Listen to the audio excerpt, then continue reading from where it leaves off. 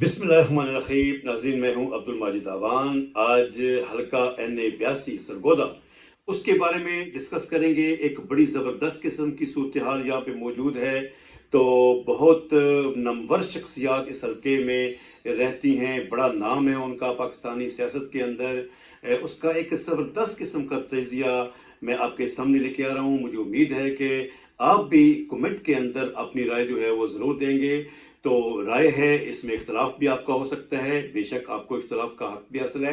तो इससे पहले कि इंतहाई ज़बरदस्त किस्म का तजिया मैं आपके सामने लेके आऊँ, जिनमें नाजरीन ने अभी तक चैनल को सब्सक्राइब नहीं किया, चैनल को सब्सक्राइब कर दें, बेल आइकन का बटन लाजमी प्रेस करें ताकि मेरी हर अपलोड वीडियो मुख्तलिफ मौज़ूआत पर आप तक पहुँच सके। तो नाजरीन, हल्का NA 82 जो इससे पहले हल्का NA 88 था, जो पिछले इलेक्शन के अंदर 2018 के इलेक्शन के अंदर उसकी अगर हम उसकी तरफ अगर हम नजर दौड़ाएं तो इसमें जो सबसे कांटेदार मुकाबला था वो जनाब मोहतरम डॉक्टर मुख्तार अहमद बरस साहब, जिनका तल्लक पाकिस्तान मुस्लिम लीग नून के साथ था, और चौधरी नदीम अफजल चंद साहब, जो कि उस वक्त पाकिस्तान तहरीक इंसाफ से एक मजबूत जो है वो उम्मीदवार थे। दोनों का जबरदस्त किस्म का मुकाबला हुआ। पूरे इलाके के अंदर जबरदस्त किस्म की कंपेन चली और बहुत कॉन्फिडेंट थे चौधरी नदीम अफजल चंद साहब, लेकिन तकरीबन 15,000 की लीड से डॉक्टर मुख्तार अहमद बरस साहब, जो कि पाकिस्तान मुस्लिम लीग नून से थे, वो यहाँ से कामयाब हुए। तो बहरहाल हुकूमत, क्योंकि पाकिस्तान मुस्लिम लीग की नून की पहले नहीं बनी थी, 4 साल वो अपोजिशन में रहे, तो इलाके के कोई खास तरक्याती काम ना हो सके, क्योंकि जो उम्मीदवार जो है वो जिन्होंने लॉस किया था उनकी हुकूमत आ गई पाकिस्तान तहरीक इंसाफ की, और जो विनर थे वो अपोजिशन में बैठ के।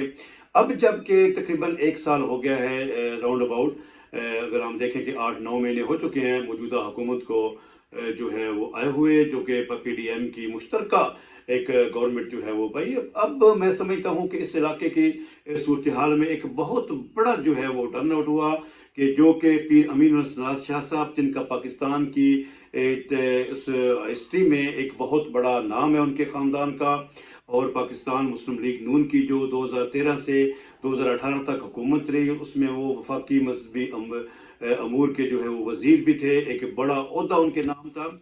और उनके जो वालिद मोहतरम थे जस्टिस पीर करम शाह साहब, वो भी एक बहुत इल्मी शख्सियत थे, बड़ी नामवर शख्सियत थे।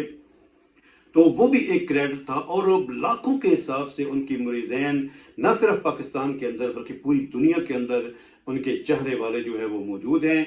तो उनके छोटे भाई मोहतरम पीर फारूक बहाउल शाह साहब, उन्होंने पाकिस्तान तहरीक इंसाफ के अंदर, उनकी पूरी फैमिली ने पाकिस्तान तहरीक इंसाफ के अंदर शमूलियत की, जिससे इलाके की जो सियासत है उसमें एक बड़ा किस्म की जो है वो चेंज नजर आ रही है। और इस वक्त एक लाजिम बात है, महंगाई का एक तूफान है, चीज़ों की कीमतें कई गुना जो है वो बढ़ चुकी हैं। तो उस हवाले से इलाके की जो सियासी सरगर्मियाँ हैं वो काफ़ी हद तक जो है वो मुतहरक नजर आती हैं। और इसमें अगर हम बात करें तो चौधरी ज़ुबैर अहमद गोंदर साहब, जिनका तल्लक जमात इस्लामी में है, जो कि इस्लामी जमीयत तलबा के नाज़िम आला भी रहे, और उसके बाद जमात इस्लामी यूथ विंग के प्रेसिडेंट भी मुंतखब हुए, और अब वो हल्का NA 82 से कौमी असम्बली के उम्मीदवार जो है वो अनाउंस हो चुके हैं। तो अब 4 शख्सियात जो हैं वो सामने इस वक्त आ रही हैं।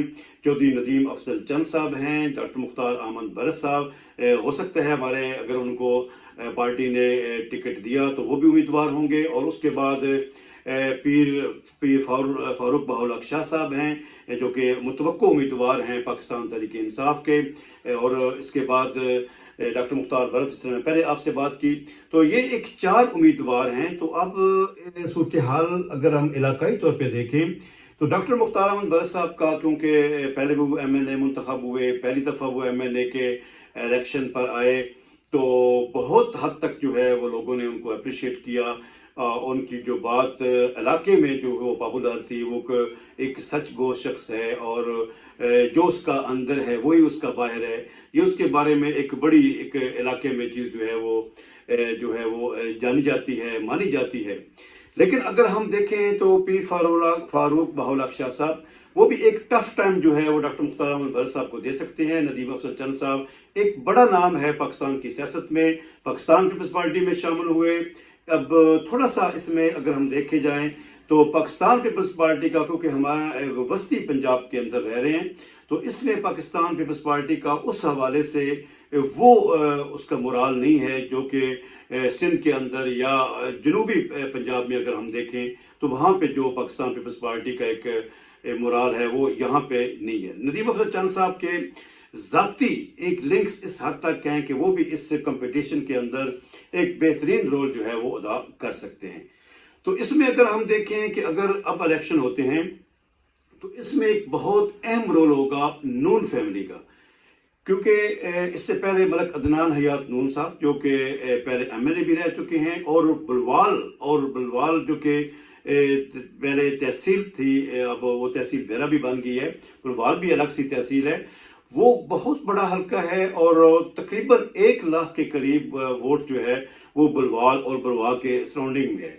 تو اگر نون فیملی اگر پاکستان مسلم لیگ نون میں ہی رہتی ہے تو یقیناً ڈاکٹر مختار احمد بھرت جو ہے وہ مضبوط امیدوار ہوں گے اور بہترین جو ہے وہ مقابلہ کریں گے اور وننگ پوزیشن میں آئیں گے۔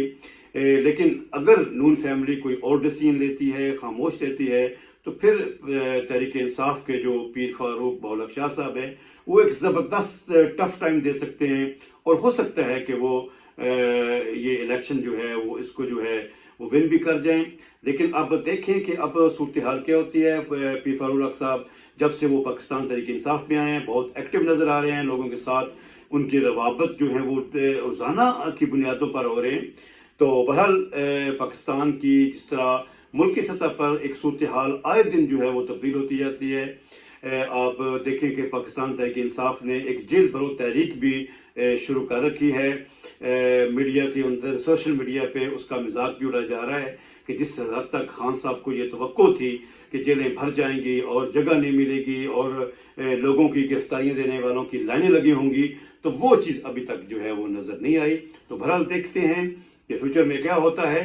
NA82 میں کانٹے دار مقابلہ ہوگا، تو بہرحال آپ بھی دیکھیں، میں بھی دیکھتا ہوں۔ دعاؤں کے ساتھ اجازت چاہوں گا۔ السلام علیکم ورحمۃ اللہ وبرکاتہ۔